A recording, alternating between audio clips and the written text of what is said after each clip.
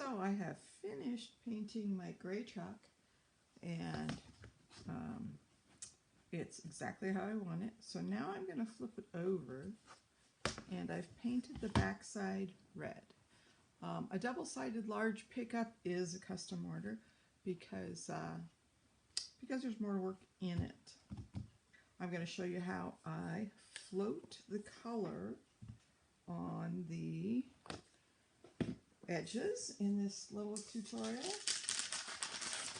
I use a paint palette pack only because I have them and I'm using them up. Wax paper, paper plate, any of those things will work sufficiently to do the same thing, which is simply to hold a blob of paint so that I can use the makeup sponge, which I will get wet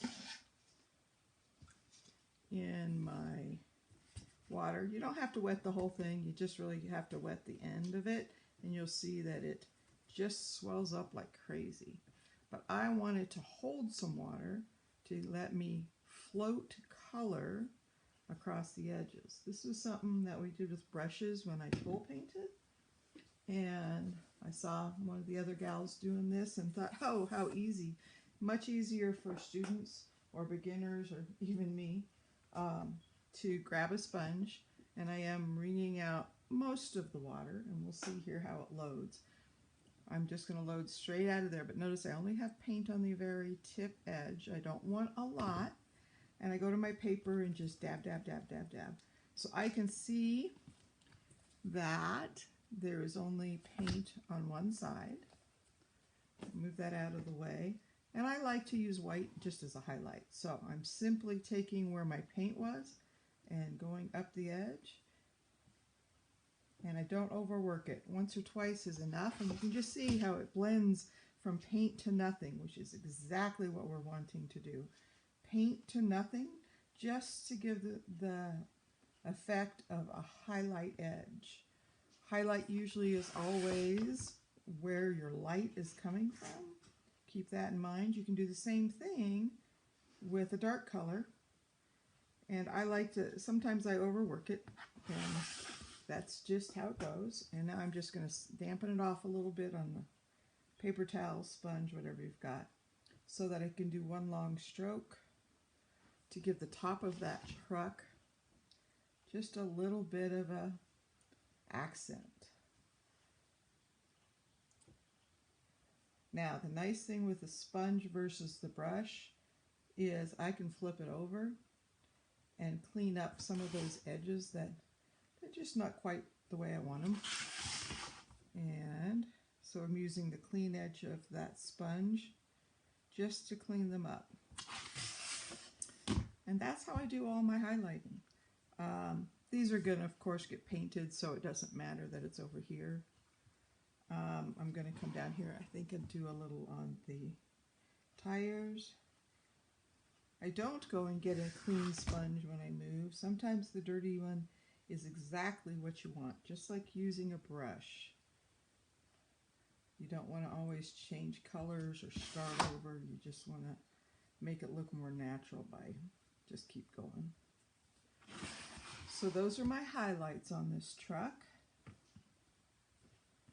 And that's all there is to the highlights. Now I'm going to show you, let's see, do I have any done? I'm going to pause for a second and see if I have the extra parts ready to go on this truck. Be right back. Okay, here we're back with the pickup, and the parts that I need to add to it are the tailgate, the top rail, which I put a spacer piece on the bottom, and I'm noticing that I highlighted the wrong side of this one. So I will be popping those off or looking in my stash to see if I have another one so that I can move it and put it this way. And it just meets up with that. And I like it to overlap just a little bit. In this case, it wouldn't have to. It meets right there. And my add-on pieces could tuck right in. The difference with it overlapping the tailgate is you wouldn't get any bend right here. So I probably will pop those off and reglue them. Then we have the bumper. You see the bumper from the other side, and I'm going to just layer that right there. And when I put these on, I'll decide which side of this I want them and which side of these is going to have the dots. I think I like it that way the best. This can be customized. I am going to try to decide if I want to chalk a background on this like I did on the other side, or I'm actually thinking I'm going to just leave it red so it's easy, and I could use it for every holiday on the red side and every day on the gray side. So this one's pretty done other than gluing it together with those pieces. These pieces do not have a white backing, which tells me they don't have the pre-cut adhesive on it. So some do, some don't. It just kind of depends on what I have on hand and what I have glued when I'm out in the shed getting ready to cut. Either way works. I like to use multi-grip from, I got it at Ace Hardware. And of course CA glue, which I put in little bottles and apply. But before I do that, I am going to chalk at least the welcome on this tailgate so that I don't have as much trouble with the transfer on there. So that's the basics of my large pickups. If you have questions, feel free to reach out. I am going to start posting videos. I may have 1,000, probably several hundred videos I've taken that I've just never posted, and my goal is now I'm just going to do them. You get me as I am, and I love to share what I do and encourage you to do the same thing. Thanks for watching. Someone just asked, well, okay, so since you've got it on the wrong side and you glued it down, how do you fix that? So I'm just going to show you here what I do. I have a couple old knives in my stash that are a nice little steel knife. And because this one was CA glue, there's probably glue in the middle and not the edges. So all I'm going to do is stick my little knife under there a little ways, and you have to be really careful about this. And I just kind of wedge it up. Oh, I was wrong. What I used on this one was Scrapper's red tape. I have a pile of scrapbook supplies that I like to use up, and red line tape, that's all I used to know to call it, is a great double-sided super sticky tape that sometimes if you use only red line, if you can get it to come off easier.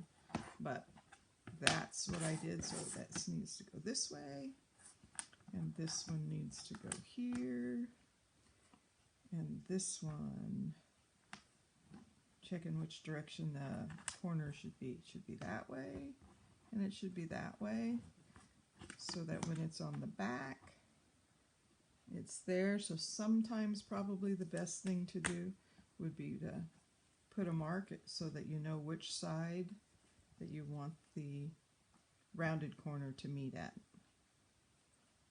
And you don't want it to go to the bottom because that's the lip that overlaps the tailgate piece.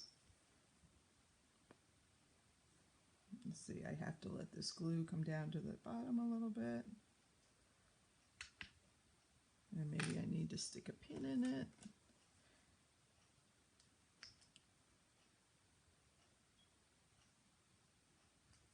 And so this one I haven't used in a bit, so the first thing I need to do is scrape off the excess glue on the tip. One of the other gals said they use a fingernail clipper to do that. If I can never find a dull fingernail clipper, which I know we have in the house, I'll use that. But for right now, I'm just going to use the razor blade because it's handy. Try to get all the glue off that.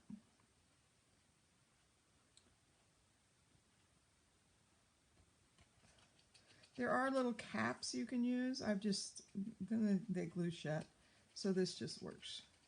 This is CA glue. So I'm just going to run a bead right there, and I am going to put just a little bit of the multi-grip glue to help. I find that the two together, it helps it hold a little better. The multi-grip has a long set and the CA glue has a short set. occasionally when I still mess it up, I can pry it off again. The multi-glue is harder to pull off once it's set. Sometimes I can't. So, but I know I've got this on the right side this time.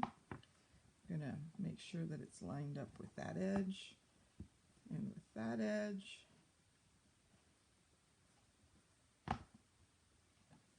CA glue does not give you a whole lot of time to mess with things, but sometimes when I use it with the multi-grip, I think it just doesn't set as much because the multi-grip is thicker until you put pressure on it. So now I have the tailgate piece and this little edge that goes down, so I've got just a little bit over so that when I use things, the inserts, they'll slide in a little easier and be snug.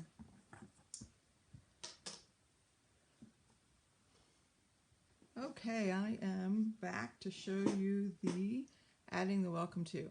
And I could flip the camera and bring it down closer so that the wording is correct. Just know that it's just inverted. And I've already measured the center of my tailgate. Sometimes I hit and miss. And I want to chalk my welcome on here. And now it's a question, do I want it to be white or do I want it to be an off-white? I think I'm going to do this as an off-white. This is Dune chalk paste. And the first thing I need to do, because I haven't used this week, is stir it. I can see some clumpies on the edges, and a lot of times I will, I don't want those clumpies to eventually mix in. Those come from it drying on the edge. And a lot of times I just take my little knife, that's why I have it here, to get those pieces off. If you wanted to take the time to work them into the paste and get them rehydrated, you could, but today I'm not going to take the time. I'm just going to pull it off. Sometimes the paste that you don't use as often will start to dry because paste is air hungry. So you want it the consistency of yogurt. So actually I like the consistency on that one. Simply picking up my paste on my squeegee. This is one of the new transfers, so you can see that it's very transparent and you can see through it, which I love. And that's all there is to put the welcome on. I vary my welcomes. If you see one on something that you like better than another, please just consider a custom order, because that's the nice thing with chalk. And now I'm just going to peel. I slowly peel. I look at making sure that everything went through the screen, because if it didn't, I can put it right back down and fix that right this minute. And my transfer goes into a bucket of water that's off to my side, because I want to get the chalk out of that screen so it doesn't hold anything. I have a little bit of an oops there that I can see, so I'm going to take my wet Swedish square and just get it off while it's still wet. And I'm going to at least put the cap on this for a minute to help it not dry so fast. It's kind of a cool day today, but I just know that chalk is air hungry. And then I have a drying tool. You could use a hairdryer or whatever, but I do actually like this drying tool from Chalk. It looks kind of like an embossing tool that I used when I scrapbooked, but with an embossing tool, it gets so hot you can't touch it. This never gets that hot. So all I want to do is speed dry this chalk. Chalk dries quickly.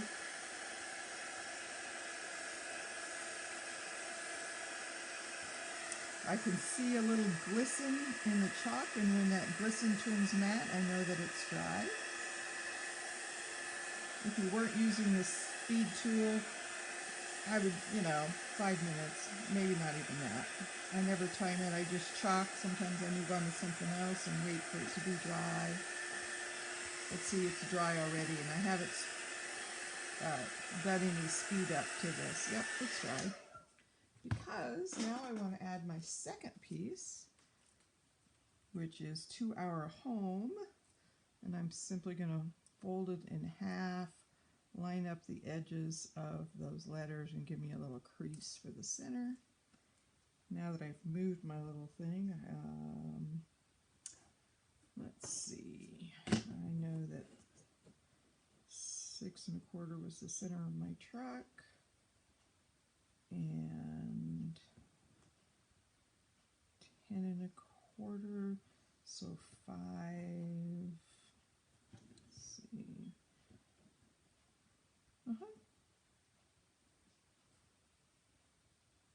so about right there is the center of my truck. 2, 3, so it would be that line right there. And I'm going to take this one clear down to the bottom because the bumper goes tight to that, and I want to give what little space I can to the space in the middle. I've washed my other squeegee and grabbed a new one. I always work with multiple squeegees on hand, then I wash them all at once. Again, it's not pressure, it's just movement. You're just wanting lightly to move the chalk across that screen and fill in it's super thin, so you're just wanting it to fill in that area. And here we go.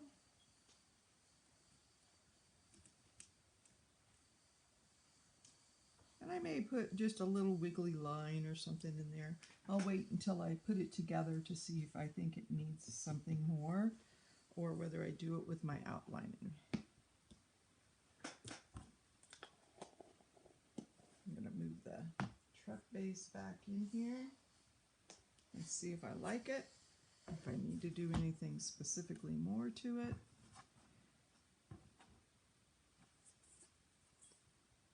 Nope, I did that right. I was just thinking I did it wrong again, but I did not. Sometimes I will go ahead and glue this to this before I glue it to this, so that that's a nice snug glue job and that it doesn't buckle in the center on me. But there we go.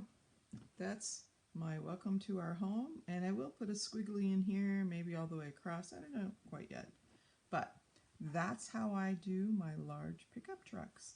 And I've got some fun inserts coming.